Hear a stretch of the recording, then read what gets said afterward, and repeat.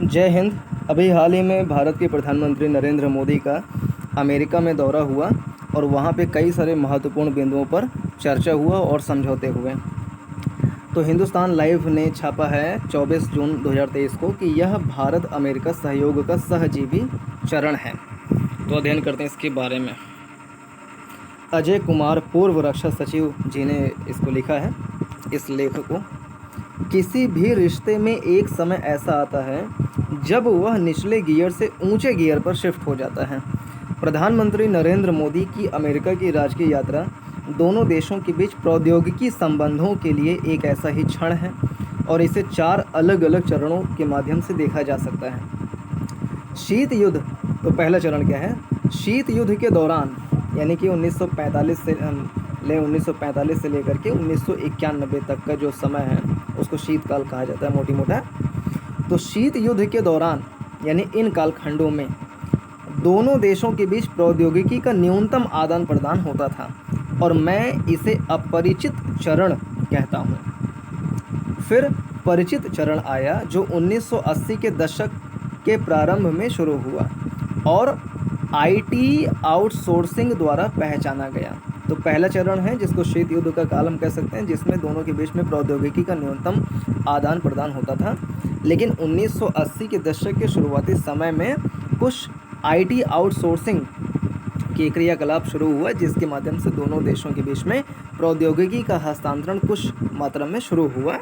तो ये परिचय का चरण हम कह सकते हैं इसको। हालांकि इसमें दोनों तरफ की सरकारों की भूमिकाएं सीमित थीं।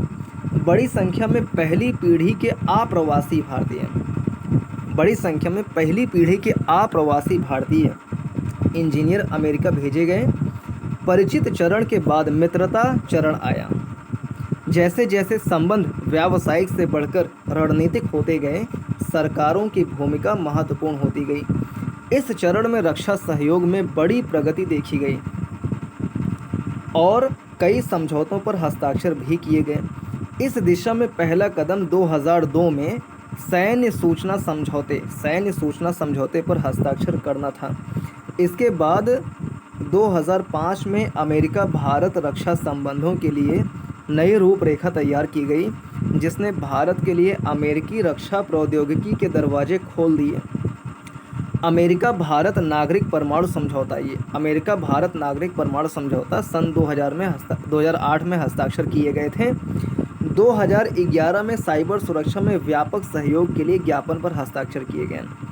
तो सारे डेट्स फिर से ध्यान करें तो 1945 से 1991 या 1980 के दशक तक दोनों के बीच में बहुत ज़्यादा व्यापार या इसका प्रौद्योगिकी का हस्तांतरण नहीं होता था। 80 के दशक की शुरुआत से दोनों के बीच में कुछ परिचय जैसा माहौल हुआ। फिर आगे संबंध बढ़ते बढ़ते सन 2002 में पहली बार दोनों के बीच में सन 2002 में सैन्य सूचना समझौता पर हस्ताक्षर हुआ। 2002 में सैन्य सूचना समझौते पर हस्ताक्षर हुआ। 2005 में फिर अमेरिका भारत रक्षा संबंधों के लिए नई रूपरेखा तैयार की गई। फिर 2008 में बहुत इम्पोर्टेंट अमेरिका भारत नागरिक परमाणु समझौता पर हस्ताक्षर किए गए थे। 2011 में साइबर सुरक्षा में व्यापक सहयोग के लिए ज्ञापन पर हस्ताक्षर किए गए। तो साइबर सुरक्षा के लिए 2011 में, 2002 में सैन्य सूचना समझौते के लिए, 2005 में भारत अमेरिका रक्षा संबंधों की रूपरेखा तैयार करने के लिए, 2008 में अमेरिका भारत नागरिक परमाणु समझौता के लिए, 2011 में साइबर सुरक्षा में व्यापक सहयोग के लिए ज्ञापन पर हस्ताक्षर किए गए। 2012 में रक्षा व्यापार व प्रौद्योगिकी पहल पर हस्ताक्षर किए गए। 2012 में रक्षा व्यापार व प्रौद्योगिकी पहल पर हस्ताक्षर किए गए और 2016 में भारत को प्रमुख रक्षा भागीदार के रूप में मान्यता दी गई। 2016 में प्रमुख रक्षा भागीदार के रूप में मान्यता दी गई। 2018 में अमेरिका ने भारतीय चिंताओं का सम्मान करते हुए अपने प्रशांत कमांड का नाम बदलकर इंडो पैसिफिक कमांड कर दिया। इस रिश्ते का एक प्रमुख हिस्सा उच्च तकनीक वाले सैन्य उपकरणों की विदेशी सैन्य बिक्री थी। अमेरिका द्वारा भारत को लगभग $20 अरब की सैन्य बिक्री की गई। इस चरण के दौरान जहां दोनों सरकारों ने रक्षा और परमाणु मोर्चों पर प्रगति की, वहीं उद्योग संबंध भी उन्नति पर थे। अमेरिकी कंपनियों ने अनुसंधान और विकास केंद्र स्थापित करने का बीड़ा उठाया। इसे मैं सहजीवी चरण यानी सिम्बायोसिस स्टेप या फेज़ कहते हैं। यह पहले के चरणों से अलग है। यह आपसी सहयोग, परस्पर निर्भरता व ज्ञान संसाधनों को साझा करने का प्रतीक है। यह चरण ऐसे समय में आया है जब अमेरिका व चीन के बीच अविश्वास बढ़ रहा है और भारत में नई शुरुआत की लहर चल रही है। मुझे याद है जब अमेरिकी वायुसेना रिसर्च लैब ने 2019 में एक भारतीय आईडेक्स स्टार्टअप के साथ सहयोग करने में रुचि व्यक्त करते हुए रक्षा मंत्रालय से संपर्क साधा था। भारत रक्षा के लिए केवल विदेशी फर्मों से प्रौद्योगिकी मांगता रहा है। ऐसे में अमेरिकी लैब की मांग अविश्वसनीय थी। महामारी के दौरान टीकों, दवाओं के विकास, आधार, यूपीआई, डिजीलॉकर व स्टार्टअप इकोसिस्टम सहित भारत के डिजिटल बुनियादी ढांचे ने देश की छवि सेवा अर्थव्यवस्था से ज्ञान अर्थव्यवस्था में बदलने में मदद की है।